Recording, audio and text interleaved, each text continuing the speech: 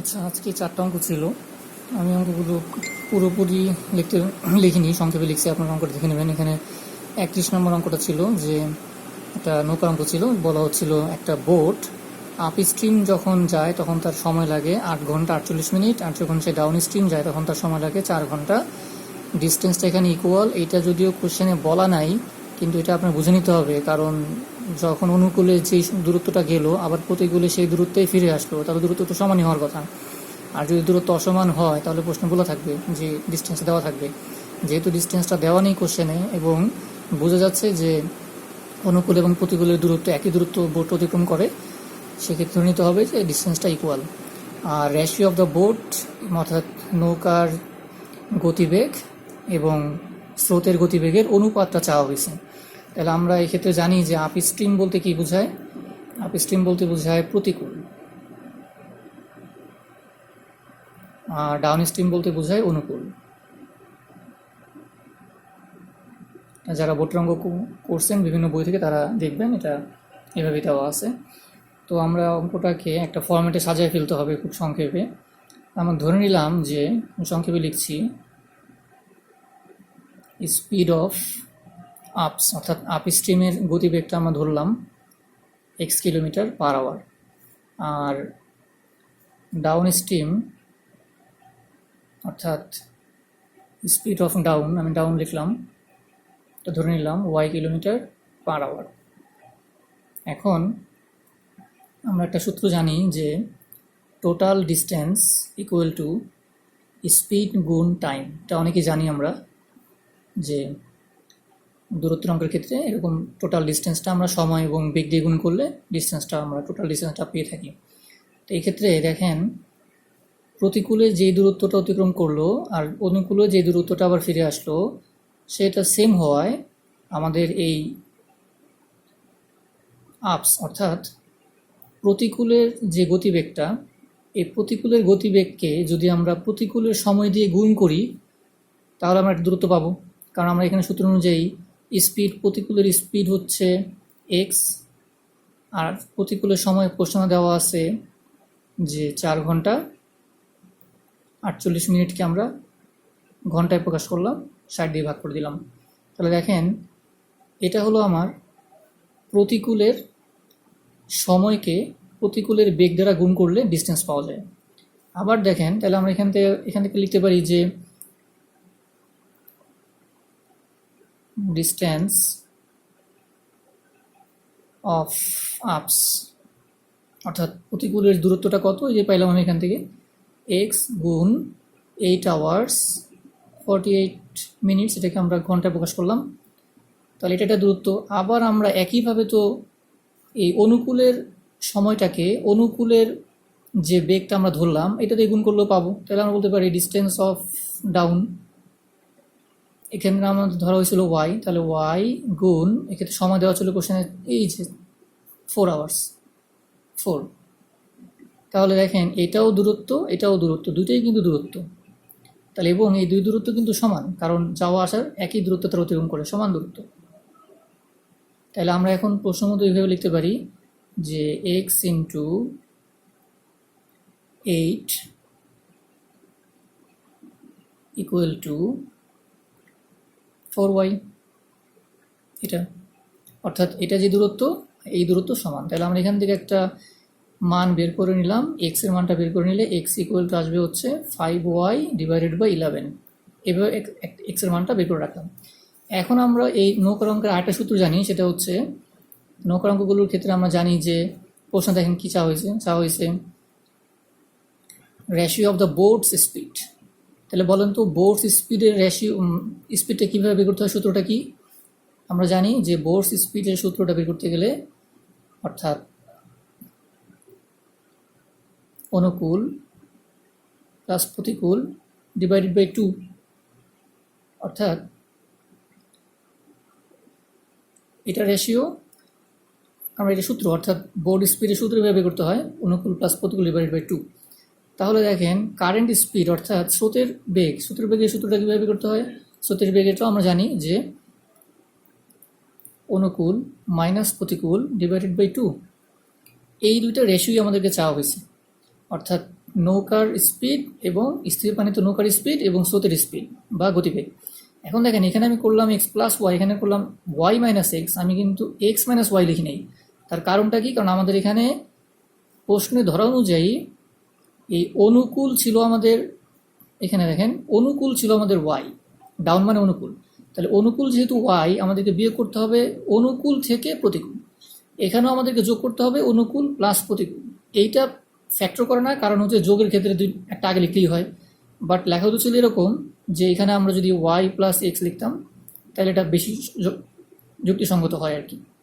কিন্তু এক্ষেত্রে প্লাসের কারণে সমস্যা হয় না, কিন্তু যখনই আমি মাইনাস দিতে যাবো তখনই ভাববো যে আমি কার থেকে কার বিয়োগ করতেছি, কার থেকে কাকে আমি বিয়োগ করতেছি। আমি যদি অনুকূল থেকে প্রতিকূল বিয়োগ করি তাহলে ঠিক আছে, তাহলে এটাকে আমরা এটা হচ্ছে আমাদের স্রোতের বেগ, স্থির পানিতে স্রোতের বেগ। বা আমরা এখানে বলতে পারি, এই ধরনের অনুযায়ী বলতে পারি ওয়াই থেকে, যেহেতু ওয়াই ছিল আমাদের অনুকূল, ডাউন মানে অনুকূল, অনুকূল থেকে প্রতিকূল বিয়োগ করলাম, আর এখানে অনুকূলের সাথে প্রতিকূল যোগ করলাম, ডিভাইড 2 দিলাম। এখন দেখেন এখানে আমাদের যদি এই ধরাটা যদি কেউ ভুল করেন তাহলে কিন্তু আর হবে না, কারণ অঙ্কটা আমাদের এই বেসিক জিনিসগুলো বুঝতে হবে যে কার থেকে আমি কাকে বিয়োগ করব। আমরা জানি যে স্থির পানিতে যে নৌকা, সংক্ষেপে আমি যদি লিখি, নৌকার বেগ আমরা জানি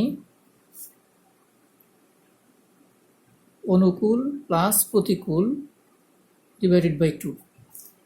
আর যদি আমরা স্রোতের বেগ চিন্তা করি তাহলে অনুকূল মাইনাস প্রতিকূল ডিভাইডেড বাই 2। তাহলে এখন দেখেন আমাদের অনুকূলটা আসলে আমাদের অঙ্কে কোনটা? আমাদের অঙ্কে অনুকূল হচ্ছে ওয়াই, এই জন্যই আমি এখানে ওয়াই থেকে এক্স বিয়োগ করছি। আশা করি এটা বুঝতে পারছেন।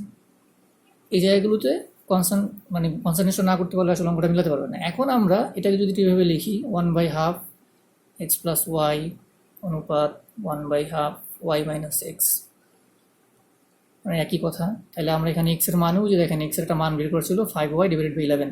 তাহলে আমরা এখন 5y এক্সের জায়গায় বসাই, ডিভাইড বাই 11 প্লাস ওয়াই অনুপাত ওয়াই মাইনাস আবার এক্সের মানটা 5y ডিভাইড বাই 11।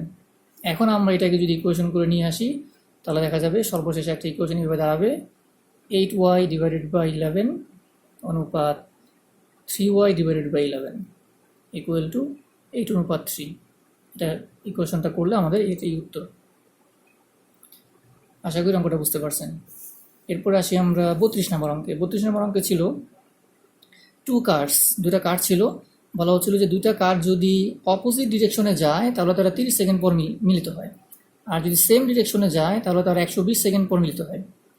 এখন লেন্থ দেওয়া ছিল ট্রাকটার 128 মিটার দৈর্ঘ্য, টোটাল ট্রাকটার সার্কুলার ট্র্যাক ছিল এটা। স্পিড অফ দ্য ইচ কার, দুইটা কারের স্পিড কত? তাহলে আমরা এখন যদি ধরি যে স্পিড অফ কার 1 ধরলাম, আমরা স্পিড অফ কার 1 যদি x1 হয়, এটাকে আমরা x মিটার পার সেকেন্ড ধরলাম, কেননা এখানে সেকেন্ড ছিল, সেকেন্ডের সাথে সম্পর্ক হচ্ছে যেহেতু মিটার, তো মিটার পার সেকেন্ড ধরলাম।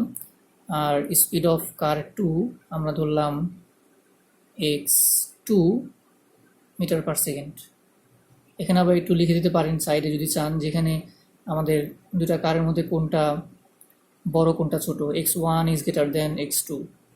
এটা অঙ্ক থেকে দেখতে হবে, কারণ এখানে 30 সেকেন্ড পার মিট করে, আর এখানে 120 সেকেন্ড পর মিলিত হয় ট্র্যাকটা 1800 মিটার দৈর্ঘ্য, বা এটা না দিলেও চলে।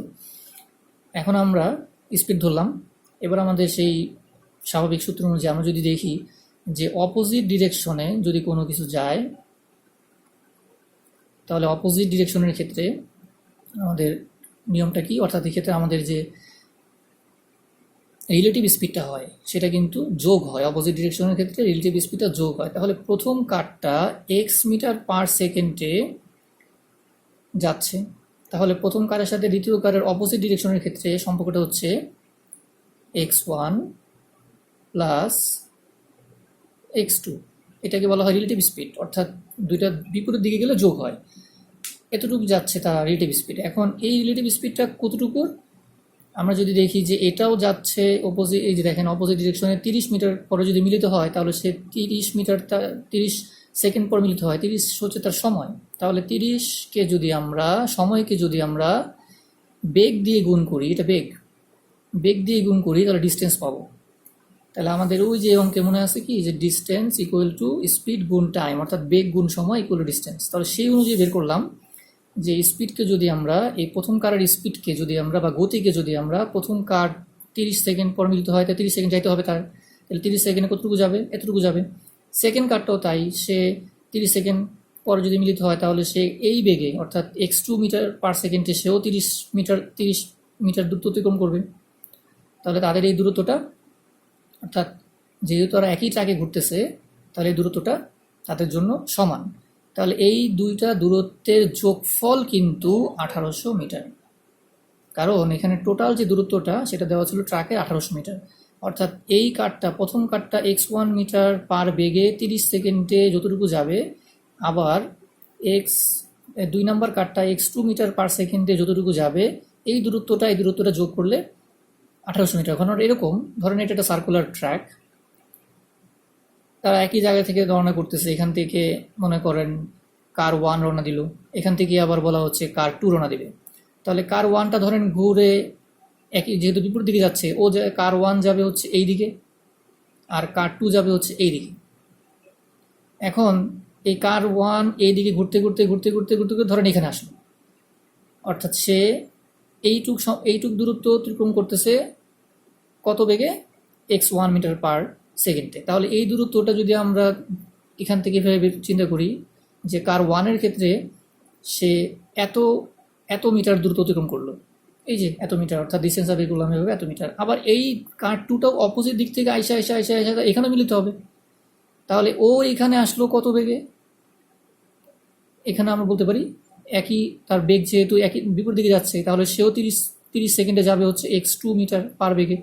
তাহলে এখন খেয়াল করেন, এই কার 1 যদি আস্তে আস্তে এখানে মিললো, আবার কার 2 এই পাশ থেকে আস্তে এখানে মিললো, তাহলে এখন এই পুরোটার দৈর্ঘ্য কত, ও এখান থেকে শুরু করে এই পর্যন্ত আসলো, আবার ও এখান থেকে বিপরীত দিক থেকে গিয়ে এখানে আসলো, টোটাল কিন্তু আলটিমেটলি 1800 মিটারই তার এই সার্কুলেটার দৈর্ঘ্য। অর্থাৎ এরা দুইজন বিপরীত দিক থেকে আইসে এখানে মিলিত হলে তারা টোটাল 1800 মিটার কাভার করবে। তাহলে সেইটাই আমরা ইকুয়েশনে এভাবে একটা সাজাতে পারি। তাহলে এখন আমরা একে 30 কমন নিয়ে x1 plus x2 equal to 1800 লিখে রাখতে পারি। তো এটা আমরা ধরে নিলাম 1 নং সমীকরণ। এখন দেখেন আমাদের এই অপোজিট ডিরেকশনের কাজটা শেষ হলো, আমরা এবার সেম ডিরেকশনের কাজটা আসি। সেম ডিরেকশনের ক্ষেত্রে কি, সেম ডিরেকশনের ক্ষেত্রে আমরা জানি যে সেম ডিরেকশনের ক্ষেত্রে একই দিকে যখন যায় তখন বিয়োগ হয়, অর্থাৎ এবার তারা একই দিকে যাবে। তাহলে একই দিকে গেলে কত সময় পর মিলিত হয়, 120 সেকেন্ড। তাহলে এখানে প্রথম কারের ক্ষেত্রে আমরা জানি তার গতিবেগ ছিল x1, সে যাচ্ছে হচ্ছে 120 সেকেন্ড সে সময় নিচ্ছে এই x কিলোমিটার পার আওয়ার বেগে। আবার একইভাবে দ্বিতীয় কারটাও, দুঃখিত এটা মাইনাস হবে কারণ যেহেতু এটা একই দিকে যাচ্ছে, তাহলে এটাও 120 x2। এটা দেখেন একই ঘটনা ঘটছে এখানে, অর্থাৎ এবার তারা একই দিকে যাচ্ছে। তাহলে ও এখান থেকে যাত্রা শুরু করতে করতে ধরেন এখানে আসলো, আবার ও যদি কার 2 যদি একই দিকে আর ঘুরতে পুরো ট্রাকটা ঘুরে এখানে এসে মিলিত হয়, এখানে এসে মিলিত হলো, ও C1 এখান থেকে যাত্রা শুরু করলো, ঘুরতে ঘুরতে ঘুরতে ঘুরতে এখানে আসলো, আবার ও মনে করেন এখানে আসলো। অর্থাৎ টোটালি যখন একই দিকে যায় তখন সাধারণত আমরা এই রিলেটিভ স্পিডের সূত্র অনুযায়ী বিয়োগ করি। তো এই ক্ষেত্রেও তার দূরত্ব কতটুকু, সেম 1800 মিটারই। তো এই ক্ষেত্রে যদি আমরা 120 কমন নিই, x1 minus x2 equal to 1800। আসলে এত কিছু বোঝাটা এখানে কষ্টসাধ্য, আর অনেক সময় ধরনের অঙ্ক সহজে করতে হয়। সেক্ষেত্রে বুঝতে হবে যে অপোজিট ডিরেকশনে গেলে আমাদের টোটাল দূরত্ব দুইটার দূরত্ব যোগ হয়, আর সেম ডিরেকশনে গেলে দুইটার দূরত্ব বিয়োগ হয়। এবং সেক্ষেত্রে আমরা এই সময়কে যে ধরা অনুযায়ী বেগ দিয়ে গুণ করলাম, যদি আমাদের বেগ দেওয়া থাকতো অবশ্যই তাহলে ধরে নিতে হতো না, সরাসরি এইভাবে করতে পারতাম। তাহলে আমাদের এই সূত্রগুলো মনে রাখতে হবে সামনে আরও অঙ্ক করার ক্ষেত্রে।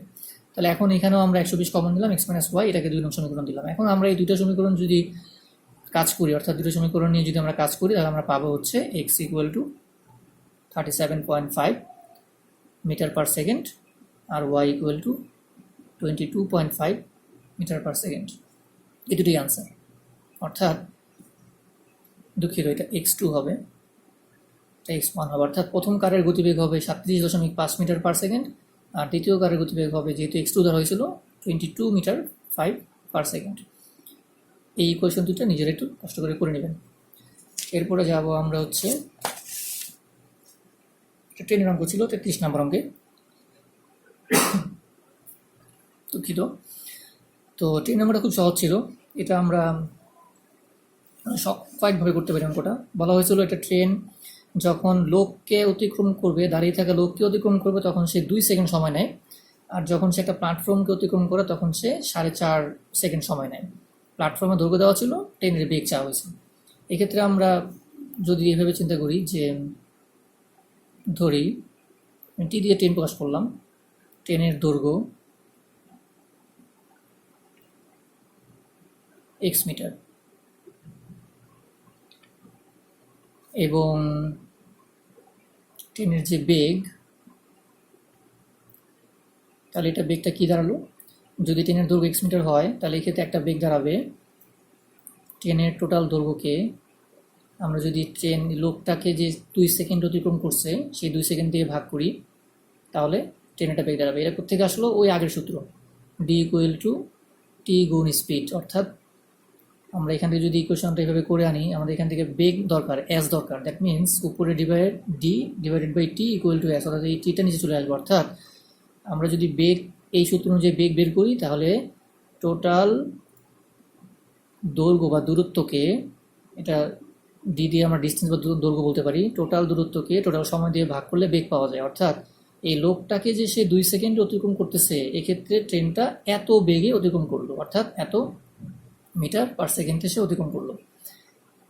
এখন ট্রেনের আরেকটা বেগ আছে, অর্থাৎ ট্রেনটা শুধুমাত্র এই লোককে অতিক্রম করে নেই, ট্রেনটা আবার একটা প্ল্যাটফর্মকে অতিক্রম করছে।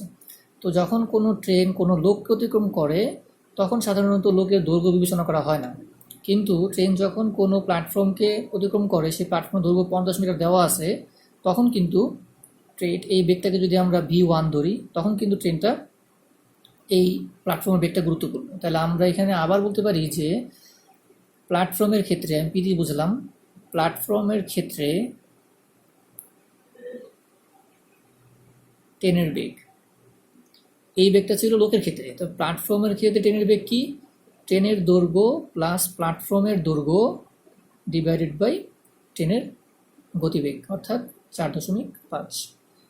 এটাও এই সূত্রে বের করলাম, কিন্তু এক্ষেত্রে এক্সের সাথে আমরা এখানে কিছু যোগ করি না, কারণ এই ব্যক্তি লোকের কোনো দৈর্ঘ্য নাই, বিবেচনা করা হয় না। কিন্তু যখন প্ল্যাটফর্ম অতিক্রম করতেছে তখন ট্রেন এবং প্ল্যাটফর্মের মোট দৈর্ঘ্যকে, টোটাল দৈর্ঘ্যকে আমরা ট্রেনের যে প্ল্যাটফর্মকে অতিক্রম করার সময় যে সময় নিয়েছিল সে সময় দিয়ে ভাগ করলাম। এই সূত্রেই করছি, শুধুমাত্র একটা এক্সট্রা জিনিস করা হয়েছে, ট্রেনের দৈর্ঘ্যের সাথে প্ল্যাটফর্মে যোগ করা হয়েছে। আর এখানে ডিভাইডেড বাই 2 ছিল, কারণ লোকটাকে সে 2 সেকেন্ড অতিক্রম করছে। এখানে ডিভাইডেড বাই 4.5, কারণ সে প্ল্যাটফর্মকে 4.5 সেকেন্ড অতিক্রম করছে। তাহলে এখন দেখেন, এইটাও ট্রেনের বেগ আর এইটাও যদি ট্রেনের বেগ হয়, ট্রেনের বেগ তো একই থাকবে, লোককে অতিক্রম করার ক্ষেত্রে যা থাকবে প্ল্যাটফর্মকে অতিক্রম ক্ষেত্রে তাই থাকবে, ট্রেনের বেগ কিন্তু পাল্টাবে না। তাহলে আমরা এখন বলতে পারি দুইটা বেগ সমান। তাহলে আমরা বলতে পারি যে এক্স প্লাস 50 ডিভাইডেড বাই, আমি অঙ্কগুলো ইংরেজি ডিজিটে নিয়ে আসি, 4.5 ইকুয়াল টু, অর্থাৎ এই বেগটা আর এই বেগটা সমান, প্রশ্ন মতো বলতে পারি সমান। এখন এখান থেকে যদি আমরা ইকুয়েশনটা করে আনি তাহলে দেখা যাবে যে এক্স ইকুয়াল টু 40 আসবে, 40 আসবে। এখন এই 40 কি? এই 40 হচ্ছে মিটার, এই যে বলা হচ্ছে ট্রেনের দৈর্ঘ্য মিটার, অর্থাৎ 40 মিটার, এক্সের মানটা বের হলো। এখন আমাদের ট্রেনের বেগ বের করতে হবে, কারণ আমাদের প্রশ্ন চাওয়া হয়েছে ট্রেনের বেগ কত, ট্রেনের দৈর্ঘ্য চাওয়া হয়নি। আমরা দৈর্ঘ্যটাও বের করলাম বেগ বের করার সুবিধার্থে। তাহলে এখন দৈর্ঘ্য কীভাবে বের করবো? এই সূত্র অনুযায়ী। তাহলে আমরা জানি যে ট্রেনের বেগ কীভাবে বের করবো? ট্রেনের দৈর্ঘ্য 40 মিটার কি, অর্থাৎ টোটাল দৈর্ঘ্যকে ট্রেনের যে সময়টা ছিল, অর্থাৎ 2 মিটার 2 সেকেন্ডে যদি অতিক্রম করলো, যে কোনো একটা দিয়ে বের করলো, আমরা সাধারণত 2 দিয়ে ভাগ করে দিব 20 মিটার পার সেকেন্ড। অর্থাৎ ট্রেনটা লোকটাকে যতটা সময় অতিক্রম করলো সেই সময় আমরা এই ট্রেনের টোটাল দৈর্ঘ্যকে সেই সময় দিয়ে ভাগ করব।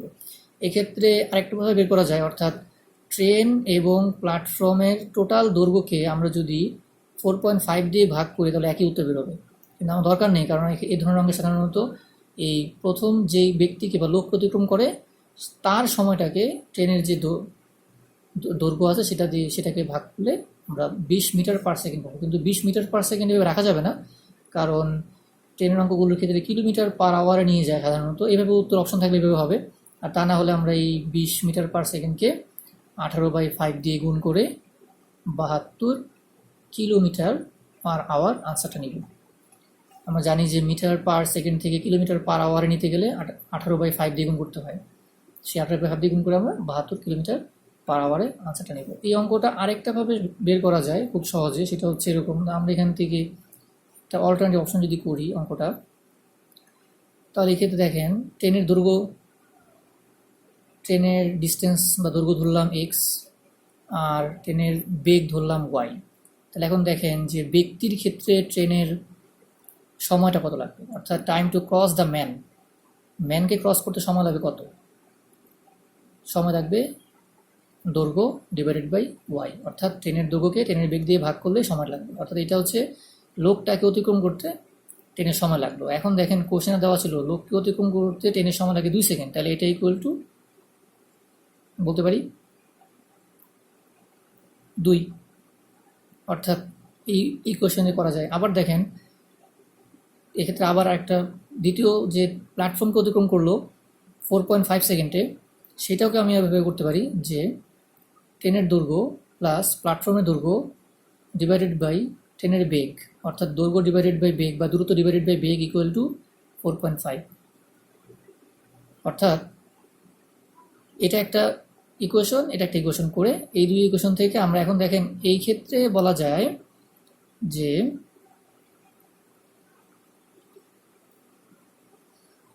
এক্ষেত্রে যদি আমরা এক্স এর মানটা বের করে আনি, এক্স ইকুয়াল টু ওয়াই, তাহলে এখন আমরা যদি এই ইকুয়েশনটার মধ্যে এক্স এর মানটা বসাই দিই, তাহলে আমরা বলতে পারি 2y, এক্স এর মানটা যদি বসাই 2y plus 50 divided by Y equal to 4.5। এখন এইখানে 4.5 ছিল সেকেন্ড, কিন্তু আমার এখানে 4.5 সেকেন্ড রাখলে হবে না, কারণ এটা আমরা কিলোমিটার পার আওয়ার যদি চিন্তা করি, তাহলে আমাদের এই 4.5কে এই নিয়ম অনুযায়ী অর্থাৎ 18/5 দিয়ে গুণ করে আমাদের কিলোমিটার পার আওয়ার বানাতে হবে। এক্ষেত্রে আমরা আগে মানটা বের করি, ওয়াই ইকুয়াল টু আসবে হচ্ছে 20 মিটার পার সেকেন্ড, ওই যে এটা আসবে, তখন আমরা এই 20 মিটারকে 18/5 দিয়ে গুণ করব, 72 কিলোমিটার পার আওয়ার। তো এইভাবে বের করা যায়, এইভাবে বের করা যায়, আরও অনেকভাবে বের করা যায়। আমরা সেই সংখ্যাটা আসবো 34 নম্বর অঙ্কটা। ট্রিকি অঙ্ক ছিল, এটা খুবই সহজ একটা অঙ্ক। বলা হচ্ছে যে ABCD এবং এই 5টি বিজোড় সংখ্যা হলে এদের গড় কত। তাহলে আমরা যদি মনে করি যে 5টি বিজোড় সংখ্যার দেওয়া আছে, তাহলে একটা বিজোড় সংখ্যা, ধরেন এই একটা বিজোড় সংখ্যা নাম্বার 1 বিজোড় সংখ্যা, তাহলে বি যদি নাম্বার 2 বিজোড় সংখ্যা হয় বা তার পরে বিজোড় সংখ্যা হয়, তাহলে বি কত হবে? বি হবে a+2। কারণ খেয়াল করেন, আমি যদি 3 একটা বিজোড় সংখ্যা, 5টা বিজোড় সংখ্যা, এই 3 যদি এ হয়, তাহলে এই 5 তারপরের বিজোড় সংখ্যা হলে কত বেশি? খেয়াল করেন, a3 প্লাস 2, দ্যাট মিনস আমরা যদি 3 এর জায়গায় এ বসাই, a+2 a5 দাঁড়ায়। এটা কি বোঝা গেল? অর্থাৎ একটা বিজোড় সংখ্যা থেকে আরেকটা বিজোড় সংখ্যার পার্থক্য 2 হয়, সেক্ষেত্রে প্রথম বিজোড় সংখ্যাটা যদি এ হয়, তাহলে বি এর মানটা দাঁড়াবে a+2। তাহলে সি কত হবে বলুন তো? আবার সেই বি থেকে সি আবার 2 বেশি, তাহলে a+2+2 ইকুয়াল টু a+4। তাহলে ডি কত হবে? সি থেকে আরও 2 বেশি, তাহলে a+4+2 ইকুয়াল টু a+8। অর্থাৎ একটা বিজোড় সংখ্যা আরেকটা বিজোড় সংখ্যা থেকে 2 করে বেশি হয়। সেক্ষেত্রে আমরা যদি প্রথম বিজোড় সংখ্যাটা এ হয়, সেকেন্ডটা বি হলে এর মান থেকে 2 বেশি হবে। যেমন যে আমি যদি এখানে 7 ধরতাম আরেকটা, তাহলে খেয়াল করেন 7 কিন্তু 5 থেকে 2 বেশি। এখানে 9 ধরতাম, 9 কিন্তু 7 থেকে 2 বেশি, ওই 2 করে বাড়তে থাকবে। তাহলে এখন দেখেন আমাদের প্রশ্ন চাওয়া হয়েছে কি, গড় কত। এখানে একটা কথা মনে রাখা উচিত, অনেকে জানেন যে বিজোড় সংখ্যাগুলোর গড় হয় সাধারণত একেবারে মাঝখানের সংখ্যাটা, অর্থাৎ এই দুইটা মাঝখানে আছে সি, দ্যাট মিনস সি এর যা মান হবে সেটাই হবে এই বিজোড় সংখ্যাগুলোর গড়। আপনারা খেয়াল করেন, যেমন এখানে যদি আমি আরেকটা ডিজিট বাড়ায় দিই 11, অর্থাৎ 3, 5, 7, 9, 11, এই 5টা সংখ্যার গড় কত আপনি ক্যালকুলেশন করে বাই করবেন, দেখবেন এই 7 হবে আনসার। অর্থাৎ বিজোড় সংখ্যার গড় হয় সবসময় একেবারে মাঝখানের সংখ্যাটা। আপনি এভাবে করতে পারেন, 3 plus 5 plus 7 plus 9 plus 11 divided by 5, এভাবে তো গড় বের করে, অর্থাৎ সবগুলো সংখ্যার যোগফল ডিভাইডেড কটা সংখ্যা, 5টা সংখ্যা, গড় বের করেন, দেখবেন আনসার 7ই আসবে। যদিও এখানে একটু চেঞ্জ হতে পারে সম্ভবত, তারপর আমি আরেকবার ক্যালকুলেশন করে দিয়ে দেখাচ্ছি ঠিক আছে কিনা। ক্যালকুলেটর দেখে নিই। 3, 5, 7, 9, 11 ভাগ 5, হ্যাঁ 7ই আসবে। অর্থাৎ দেখেন এইভাবে করেন 7ই আসবে, অর্থাৎ বিজোড় সংখ্যাগুলোর গড় হয়